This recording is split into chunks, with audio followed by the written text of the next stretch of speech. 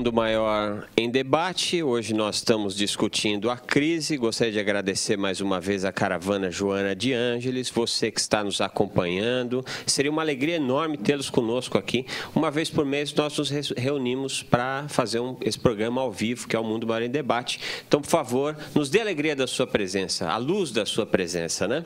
É só você ligar de segunda a sexta-feira em horário comercial para o 0 operadora 11 20 86 43 60 e fazer a sua inscrição, ou você pode mandar o seu e-mail para debate@tvmundomaior.com.br. Falando de programação ao vivo, nós temos essa aqui que é feita na TV uma vez por mês. Temos, claro, 4 horas que são produzidas conjuntamente com Rádio Boa Nova e TV Mundo Maior, mas a grande novidade do ano 2016, agora a partir do dia 29 de janeiro, nós estreamos de segunda a sexta-feira, das 16 às 17 horas, a nossa programação ao vivo. Esteja conosco aí.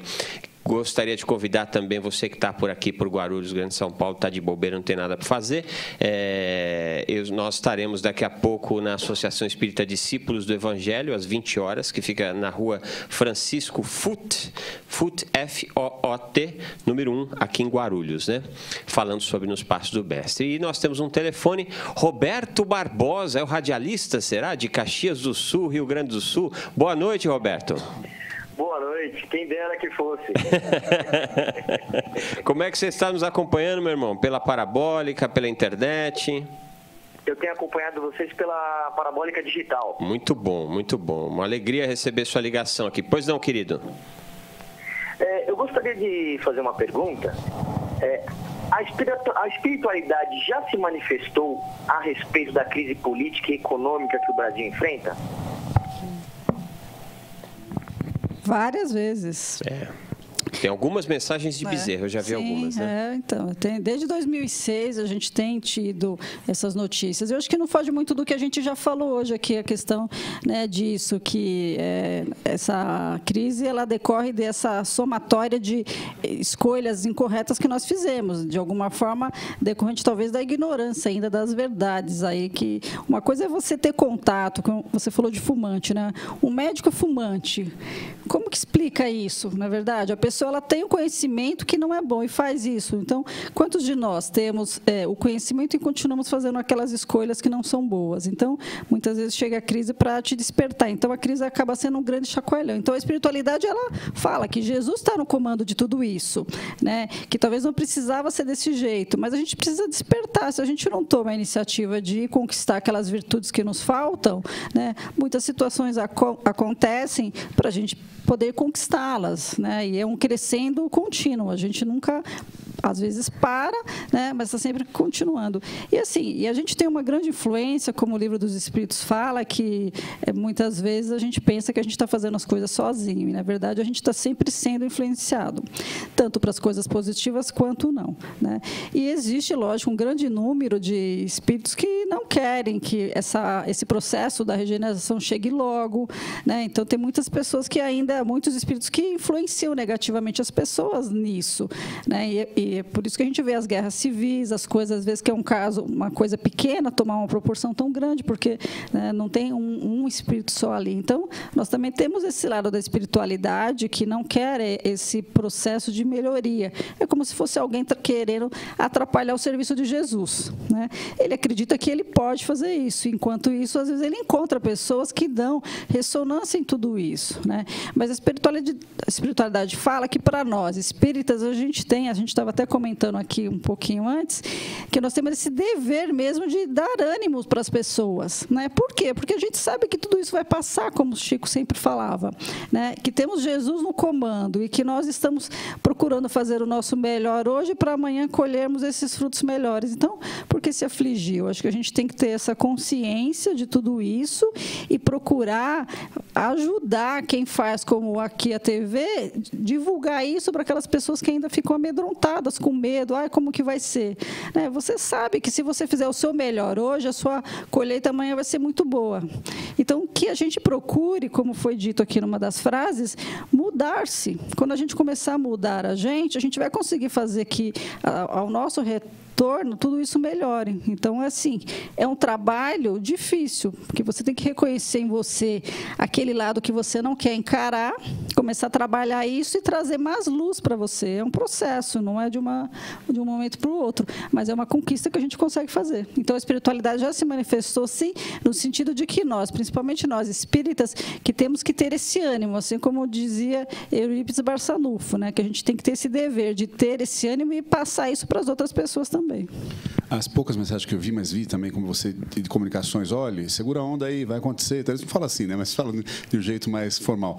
Mas me chama a atenção que sempre fala oração, equilíbrio, calma, né? Sempre são mensagens de, olha, segura aí, calma, vai sossegado. E a gente tem que ser o esteio disso. Imagina a sua casa, se você entra na doidura junto, o ambiente fica péssimo. Meu Deus do céu. Mesma coisa o país, mesma coisa o mundo, né?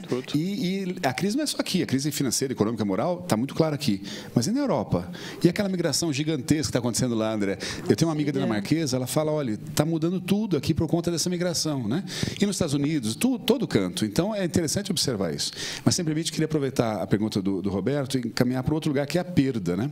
Na crise geral, a gente fala, puxa, perdi. Quanta gente nós conhecemos que vai perder alguma coisa nesse momento, vai perder fortuna, vai perder dinheiro, vai perder emprego, né? A fortuna troca de mão, o dinheiro troca de mão. Quanta gente milionária de repente ficou pobre. Né? E quanta gente pobre, de repente ficou bem rica. Né? Eu estou torcendo para isso. Para qual dos dois? Qual das duas? Não, para ficar rico. Isso acontece. Cuidado, hein? Que você torce, você pode conseguir, vai ficar complicado. Mas isso acontece. No momento da crise vai acontecer muito. Muita gente vai perder muito agora e algumas pessoas vão ganhar muito agora, porque o dinheiro troca de mãos. Isso também é sabedoria divina, para que todos nós tenhamos a chance de aprender a dificuldade das duas situações. Né? E aí tem uma frase aqui, André, de um tal de Sêneca, que eu gosto. Olha só. O Sêneca foi, tudo Sêneca, né? Sêneca foi um filósofo nascido espanhol que viveu na época de Cristo ali, contemporâneo de Cristo, né? E foi muito importante no Império Romano. Foi um cara que conviveu com Calígula, com Nero, uma coisa interessantíssima. Pessoal bacana. Gente bacana, tudo gente bacana. E olha o que ele fala aqui com relação a perder. Ensina-me a não perder nada de minha propriedade. O que quero, porém, é aprender a perdê-la com toda alegria. Olha que bacana. A gente fica, maravilha. Não quero perder nada. O meu carro, a minha casa, meu chaveiro, meu sapato. Ele fala, se eu perder, eu quero estar tranquilo para falar, está tudo bem. Né? E nós falamos um pouco aqui agora sobre isso. Né? E eu pensava hoje de manhã, minha sogra, que faleceu faz uns 4 anos, quando ela morava no interior de Minas Gerais, em fazenda, eles faziam tudo. Plantavam milho, arroz, tinha o porco, matava o porco, comia o porco, fazia o próprio sabão. Né? A gente não sabe fazer sabão mais hoje em dia. E eu pensava, qual é o limite da necessidade? A gente conseguiria viver sem comprar as coisas, só produzindo nosso próprio uso? Hoje, quem mora em cidades grandes como São Paulo, provavelmente não, né? Mas deu para viver assim. Daí eu pensava, sabe no que, André? Papel higiênico. Como é que as pessoas viviam sem papel higiênico se não pode comprar? De algum jeito viviam, né? E vivemos, né? Pois é. Então, o que é necessário, o que é supérfluo, que o Espiritismo também aborda, né? O necessário é muito pouco. A gente cria necessidades, e tudo bem também, porque a economia tem que rodar. Sim. Mas, recentemente, eu vi um programa da BBC sobre, está até no ar agora, sobre o consumo, e falavam dos Apple, dos telefones da Apple e tal. O seu telefone está ótimo, você fala, mas eu preciso comprar um, porque agora saiu o S5, o S6, a gente fica sempre querendo comprar um novo, né? Sim. E aí a entrevista é tão legal, o cara ia na fila e falava, quanto tempo você está aqui na fila até abrir a loja para comprar? Tinha gente há 3 dias na fila, 2 dias na fila, 13 horas na fila, um frio desgraçado, e aí ele falava, e por que você veio comprar? E o cara falava, porque eu preciso. E por que você precisa? O seu telefone está bom? Não, está bom. E esse faz o quê? Ele tem uma cor diferente. Ele falava, você está nessa fila há 3 dias, no frio, para comprar um telefone que tem uma cor diferente. Então, a gente cria para a gente mesmo necessidades, talvez não tenhamos. Né? Isso vale a pena pensar. Mesmo na crise, talvez com menos você viva igualmente bem. Sim. E é sempre a questão da ótica mesmo. Né? Como é que nós enxergamos o momento? Tem gente que recebe diagnóstico de câncer e fala, ok, tá bom, estou com câncer, qual que é o tratamento? Né? Ou pelo menos já faz o plano funerário, enfim, mas ok, sabe que está tudo caminhando, que tudo tem uma razão de ser. E tem gente que cai o pão com a manteiga para baixo e, meu Deus do céu, já vira um negócio terrível. Então, peraí, né, gente? Peraí, dinheiro é bom, claro que é. Eu sei que é uma aprovação dura, eu sei. Aliás, eu sempre peço a Deus, Senhor, eu estou pronto para essa aprovação terrível que é o dinheiro. Ele não acreditou em mim ainda, né? Mas nós estamos aí trabalhando para isso. Caldini, eu citei aqui, trouxe 2 grandes crises para a gente conversar brevemente sobre elas, né? Uma grande crise do capitalismo, né, de 1873 a 1896, que criou um desemprego danado a partir da industrialização que se deu. Nós tínhamos acabado de viver, né, da Revolução Industrial, e os países ricos, então, descobriram que precisavam gastar dinheiro, ganhar dinheiro, indo atrás da Ásia e da África, especialmente, e aí iniciou o neocolonialismo, o que muita gente pode falar assim, foi explorar os pobres, mas com certeza gerou muito trabalho, muita oferta, muita demanda nessas regiões. Ou seja, de uma certa forma, a gente pode dizer que crescemos e crescemos muito com isso. Nós tivemos a Grande Depressão, né, na década de 20 do século passado, que muitos até dizem que, em função da Grande Depressão, é que abriu espaço para o nazismo, para o fascismo, né, e toda essa ordem de desgraças que nós vivenciamos, mas também crescemos muito depois desta Grande Depressão, né? O que a gente pode esperar de crescimento daqui para diante com essa recessão que nós estamos vivendo?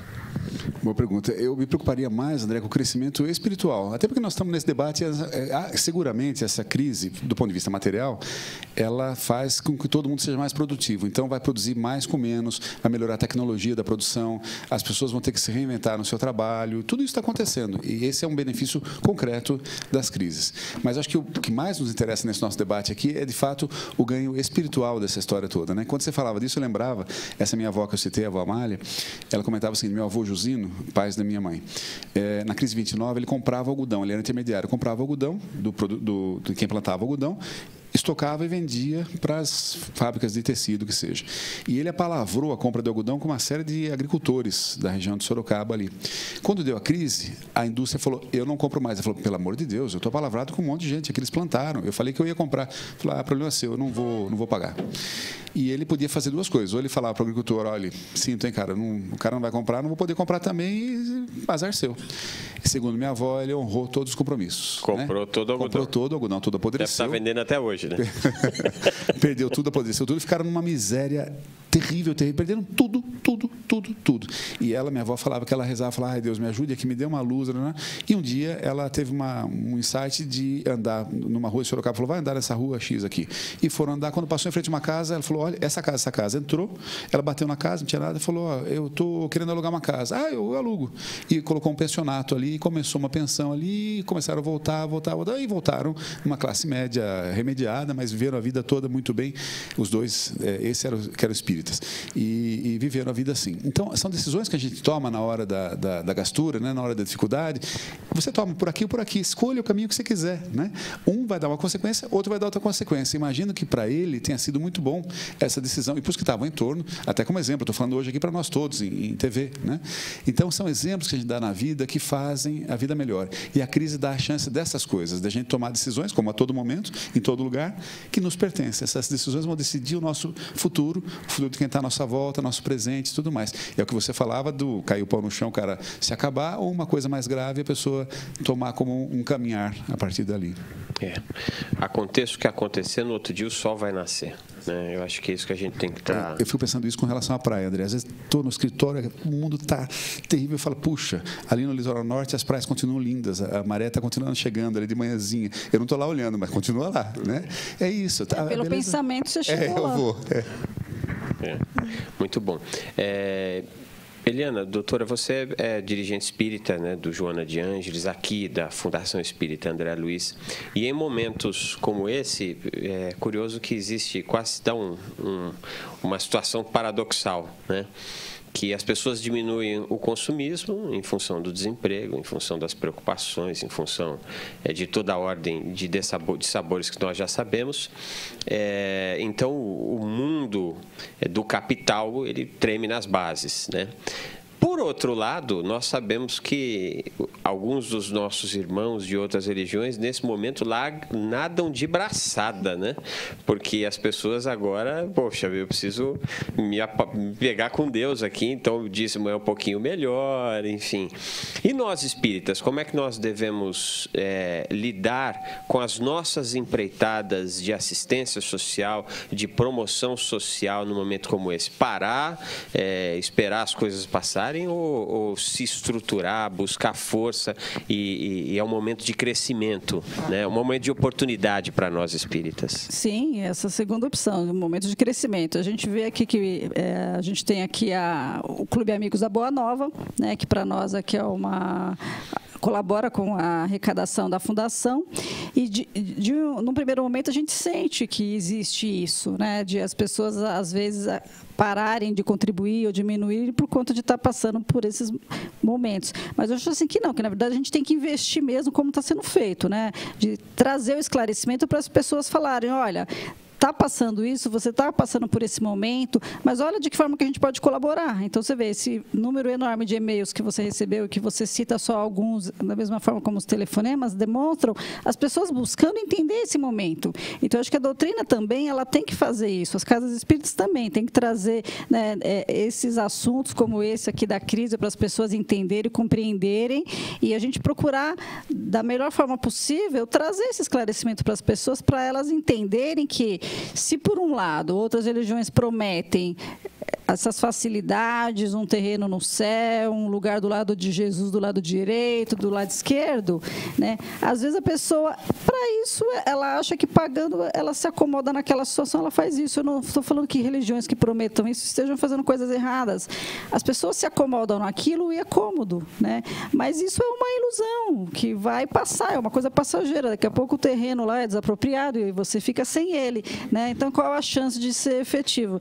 A doutrina não, ela mostra concretamente que essas coisas que se conquista espiritualmente, elas são coisas para você entender isso e isso faz parte da sua vida, que isso não é uma ilusão. A gente não fica querendo que as pessoas cheguem aqui e a gente faça, de alguma forma, uma lavagem cerebral. Não, a pessoa ela tem que ser consciente daquilo. Eu acho que o nosso papel é importante de divulgação e eu acho que a gente tem que continuar, como é o caso da Fundação, fazendo isso através dos seus meios de comunicação. Nós vamos já para um telefonema. Eu queria só trazer a história do Amit Goswami. Nós conseguimos trazer ele aqui para as casas André Luiz uns anos atrás, foi uma conquista até da TV. O Amit Goswami, você certamente o conhece, aquele físico conhecido mundialmente, que esteve no filme Quem Somos Nós, um físico indiano radicado nos Estados Unidos. E ele conheceu as casas André Luiz, andou por aquilo tudo e falou assim, nossa, e a gente esperava que ele falasse, sei lá, de física quântica, de espiritualidade. E ele olhou para a nossa cara e falou assim, olha, vocês estão em cima do dinheiro aqui. A gente, meu Deus, mas estamos em cima do dinheiro? Nos diz onde é que está enterrado para a gente poder achar. Ele falou assim, não, é o seguinte, a economia do futuro, o amor vai ter um valor que não se pode mensurar na atualidade. Um dia, olha, ele foi futurologista, até olhei, quase procurei os búzios na mão dele, né?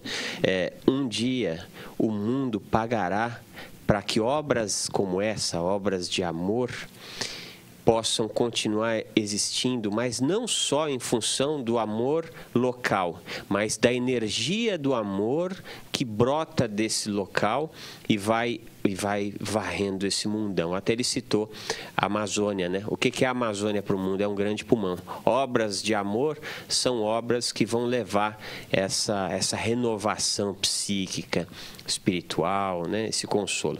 Bom, nós tínhamos uma ligação do Sebastião Garcia, de São do Sul.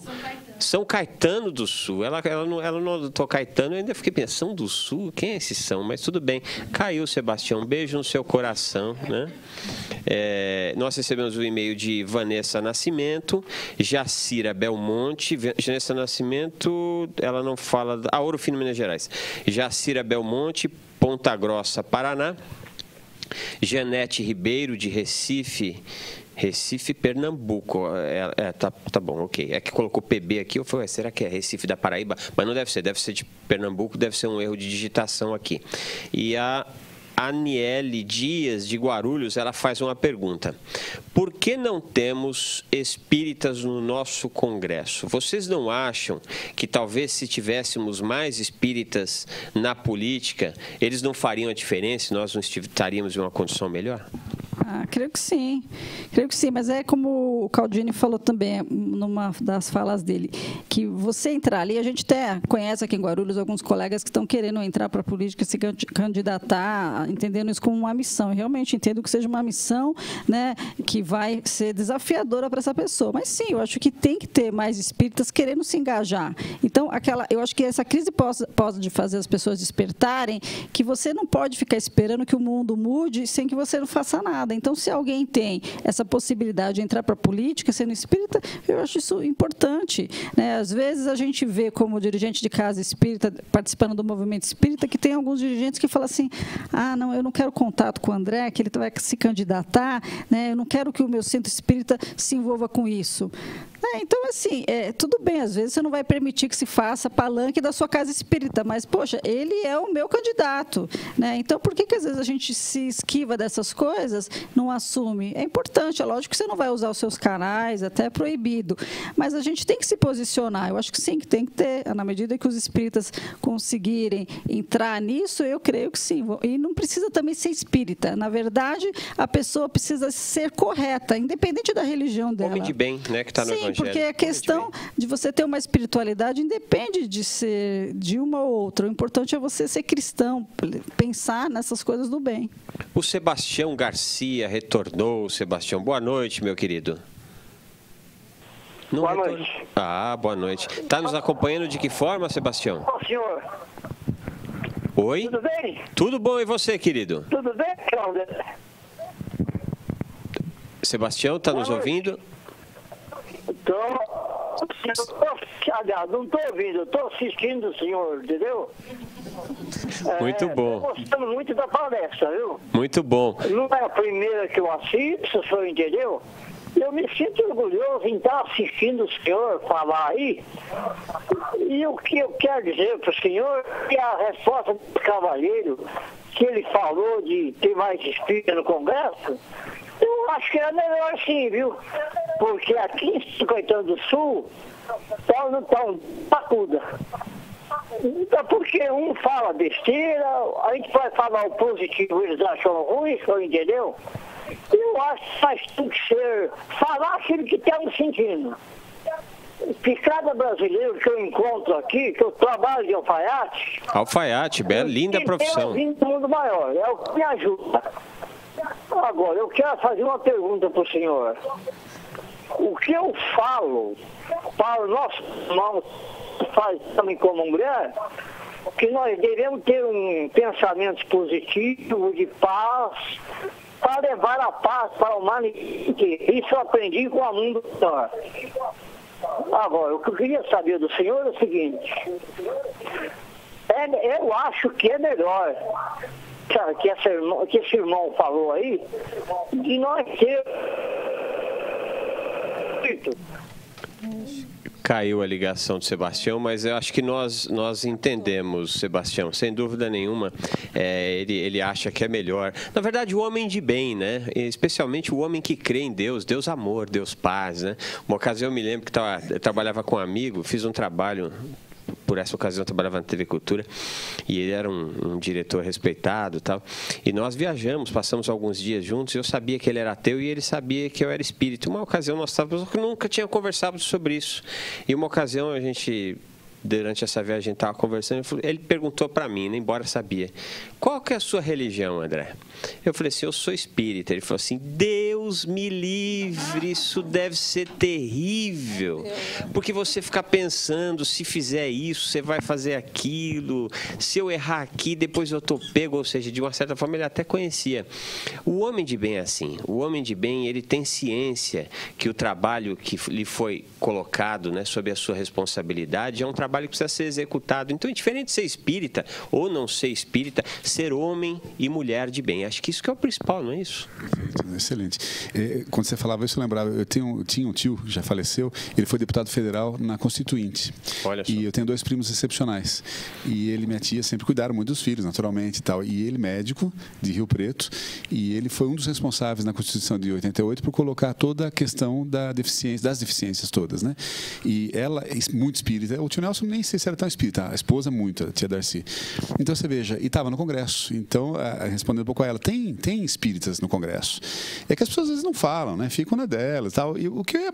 Tudo bem, né? Eu faço questão de falar, porque acho que é importante perceber onde estão esse senhor, o Sebastião, falando, e um abraço ao seu Sebastião, alfaiate, a pessoa onde eu corto o cabelo, espírita.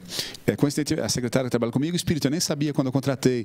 Então, espíritas estão por toda parte, como estão de todas as religiões, né? Que as pessoas não falam muito, mas estão por toda parte, deveriam estar ainda mais na política, ou estão até, ou pessoas de bem, outras, como você bem disse, André, que não precisam ser espíritas, mas têm uma boa ação, não é? E que bacana, né? O Sebastião atendendo seus clientes na alfaiataria, lá assistindo a TV Mundo Mar. Olha que maravilha isso. Aliás, outro dia faz um tempo, já recebi um e-mail de um rapaz que estava dizendo que no motel dele tinha a TV Mundo Mar. Não sei se vai ser bom para a sua clientela, enfim, mas graças a Deus que está lá, né? Você está esperando alguma coisa ali, né? Já assiste aqui. Meus irmãos, chegamos ao final desse nosso bate-papo gostoso, né?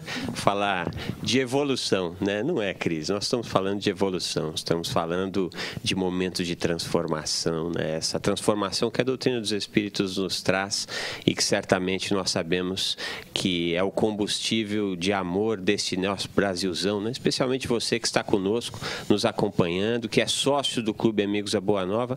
Por favor, se não é, se torne 0800 12 18 38 ou amigosdaboanova.com.br para que nós façamos esse trabalho de iluminação de mentes e de corações juntos.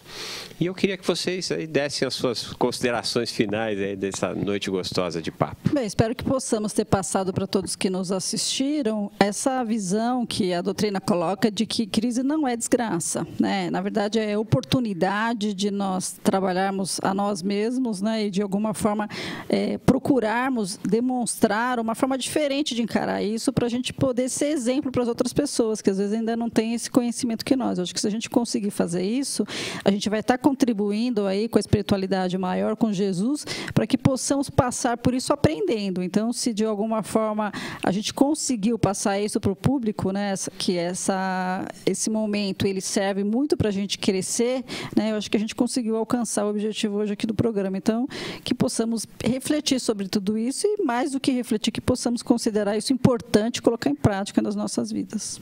Obrigada. Agradecer a você, André, a TV Muito Maior, a doutora, que é diretora também aqui, não é? Aos que estiveram conosco hoje aqui, aos cameramen, todo mundo que trabalha aqui. Que importante, que bacana, né? E você começou falando, olha, volta aquilo lá, é um tema que está um pouco do lado, não é doutrina pura, mas é super doutrina, né, André? As coisas do dia a dia são as que importam, e essa importa muito. Então, que bom que deu para a gente debater um pouquinho isso aí. Se dá para deixar um recado final, é de tudo que a gente falou, né? Serenidade, tranquilidade, paz. Respirar, falar, opa, pera um pouquinho, tudo passa, obrigatoriamente passa, né? De um jeito ou de outro, mais doído, menos doído, mas passa e caminha. E eu queria encerrar com uma frase, curiosamente, do Henry Ford, o cara que fundou a Ford dos carros aí na década de 15, 20, sei lá, do século passado. Olha que ele fala interessante. Quando tudo parece estar indo contra você, lembre-se de que o avião decola contra o vento e não a favor dele. Tá bom? Um abraço, uma super boa noite, muito obrigado pelo convite, André. E esse foi o Mundo Maior em Debate, que volta agora no dia 19 de março, a partir das 18h30, quando estaremos discutindo Jesus segundo o Espiritismo. Beijo no coração e fica conosco. Até mais.